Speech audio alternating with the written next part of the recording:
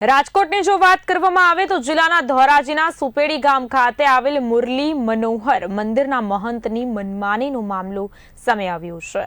મહંત શ્રી રવિન્દ્રદાસ દ્વારા દર્શનાર્થી સાથે ઉદ્ધતાઈ ભર્યા વર્તનને લઈને સુપેડી ગામના લોકોમાં ફેલાયો હતો રોષ। ગ્રામજનોએ મહંતને તેમની ગાદી પરથી તાત્કાલિક હટાવવાની માંગ સાથે ડેપ્યુટી કલેક્ટરને આવેદનપત્ર પણ આપ્યું હતું। મહંત એમની ગાદી ન મૂકે તો ગ્રામજનો દ્વારા ઉગ્ર આંદોલનની ચીમકી પણ ઉચ્ચારવામાં આવી। ગ્રામજનોમાં રોષ જોયા બાદ મહંત રવિન્દ્રદાસ અચાનક ગાદી છોડીને જતા રહ્યા। હાલ રવિન્દ્રદાસ મહંત મંદિર છોડીને જતા રહ્યા। મહંત જતા રહેતા ગ્રામજનોએ ધંધા રોજગાર ખોલ્યા હતા।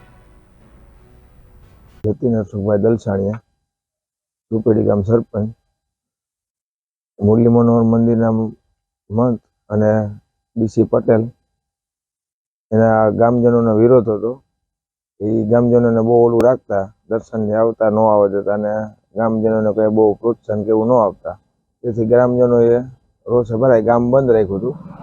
કલેક્ટર સાહેબ ડીસી સાહેબને આવેદનપત્ર આપ્યું અને આવેદનપત્ર આપીને અહીંયા આવ્યા। પછી સાંજે સ્વેચ્છાએ બાપુ સ્વેચ્છાએ મંદિર મૂકીને વયા ગયા।